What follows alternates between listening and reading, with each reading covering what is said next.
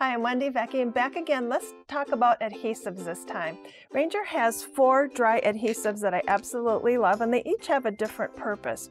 So if you need to glue something flat, we have double-sided tape. This is from the Letter line. Super, super strong tape. Once you put it down, it will stay there, guaranteed. We also have foam tape, which is really interesting. This is a double-sided foam. It's just the perfect dimension for cards. It comes in black and it comes in white. It's about a ½ inch thick. You can also cut strips of this too if you need to get into smaller areas. These also have really, really strong, wonderful adhesive on them. The one that gets overlooked, I think because it's clear, it's awesome. People don't know about this. It's from the Letter program, and this is a clear dimensional tape and probably one of my most favorites. It's very thin, so you can see it's probably a ¼ inch wide, but very thin. So for die cuts that are small, for small little pieces that you want to have dimension, this is an awesome tape. And tapes are really important. If you look at these cards, they're really very, very simple cards. So this, I mean, just a very few simple die cuts, but if you look at it, the dimension from the tape is what makes it really, really look a whole lot better. Even the little sentiment here with some tape underneath it looks, it just makes it look really good. I like that the clear is very almost invisible from the side. So if you look from here, there's some clear tape under that leaf, under the flower pot, and you really don't even notice it. So those are the dry adhesives that I love.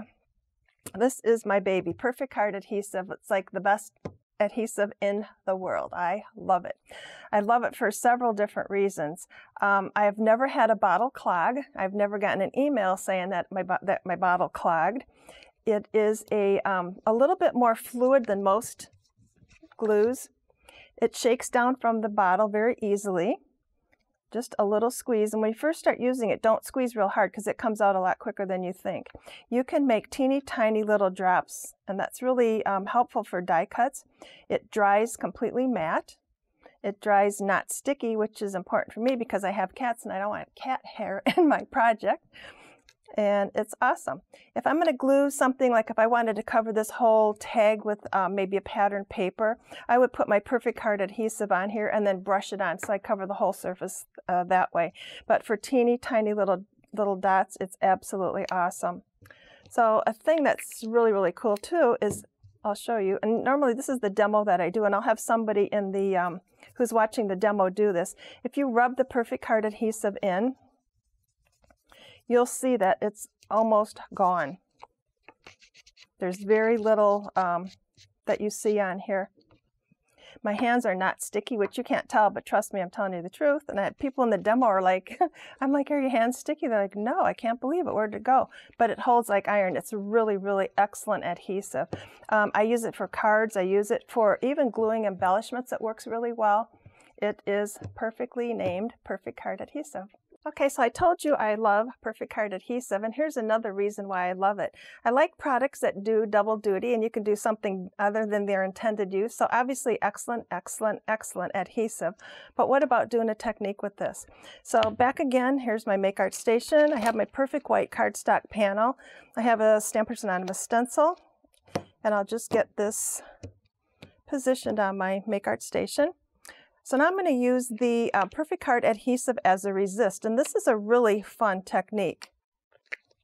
So I have a big kind of blob, I guess that's the word. I'm going to take my round blending tool and make sure that this gets saturated with the adhesive. So I don't want any big blobs or anything. I'll just kind of make sure I picked it all up. And now I'll just swipe through my stencil. You want to make sure you're using a clean stencil, because if you had blendable ink on here, the water in the adhesive would activate the ink and you'd end up with color. So you can see I did kind of a diagonal swipe through my little stencil here. You really don't see too much. You see a little bit of shine because it's wet. I'm going to go ahead and dry that. So now my Perfect Card Adhesive is dry. A little tip on using the foam, if I'm going to, normally I'll do backgrounds and I'll make a bunch of backgrounds. So in order that the adhesive doesn't dry on here, I'll just pop it in a little sandwich bag and that will keep it ready to use the next time. My stencil, I'll just rinse off with some water. If it does happen to dry on there, rubbing alcohol will take it off. Okay, so now I have my stencil on here, and like I said, you can probably barely just see a little bit of that. The magic happens when you add the ink, and I'm going to use my blendable ink. So now I'm done with my Make Art Station. I'm going back to the craft sheet because I'm going to get messy here. So I'm going to start with cornflower blue blendable ink. And you'll see when I start to add the ink, you really don't see a whole lot of that pattern. The magic happens when you add more ink. So the more ink you add, the more the resist shows up. So this white area here is actually my Perfect Card Adhesive, and now it acts as a resist. So it's different than using embossing powder, because embossing powder will give you a shine. This is a completely matte finish, which I think is super, super cool. And again, this area where the adhesive is, there's no stickiness whatsoever. It just kind of magically disappears. So that was cornflower blue. I'll add a little bit of orange blossom just to show you that the color blends. And I can go right over the resist. And here's another little tip. If I want this back to white, which was my original Perfect White cardstock, I just need a moist towel, a little bit of water, not super saturated, and I can wipe that ink off of there. So now my cardstock goes back to the white, which I think is pretty cool. So here's another example. And you can see I blended multiple colors on here, used a different stencil. So anywhere there's this white, that is where my Perfect Card Adhesive is. Same thing on this guy here. This is all the resist, and then the color in the background is the ink onto my cardstock. So that's the Perfect Card Adhesive resist technique. It's a fun one. Time to try another technique with the Perfect Card Adhesive. This time we're going to use a rubber stamp. And this is what the end result is. So multiple color choices, obviously. And here's how this technique works. You want to work on your craft sheet. You need a brayer and Perfect Card Adhesive. So what I do is put some on here. How much? Kind of get an idea after you do it several times. When you're using the brayer, the feet go up. And I just want a thin layer of Perfect Card Adhesive on my craft sheet. Large enough for my background stamp.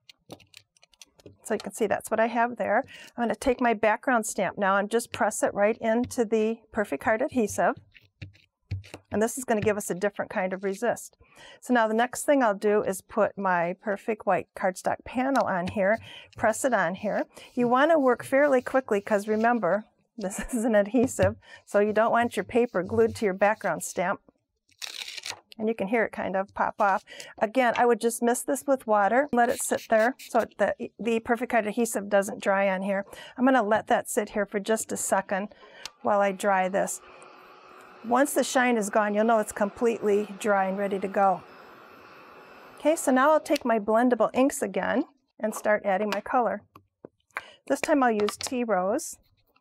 And again, you'll see that when you first start adding your ink, a little bit of ink does not really show the pattern or the resist. The more ink you add, the better your resist looks.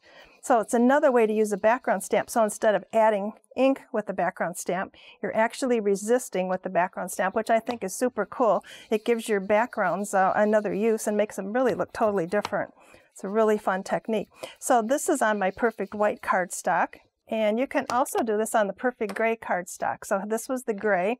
And you can see I added acorn and sunflower inks on here. That's a really cool vintage effect. This one has cornflower blue and orange blossom.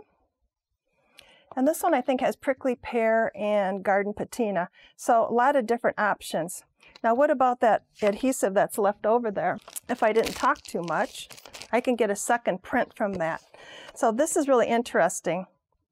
I'll just press this down, pick up all that adhesive. So now I'm not really going to get the stamp pattern. I just get kind of a background pattern. And again, I'll go ahead and dry that. And I'll grab a sample and let you see what that looks like. So this time I'm not really going to have the pattern from the stamp. I'll just have kind of the leftovers from the adhesive, if that makes sense.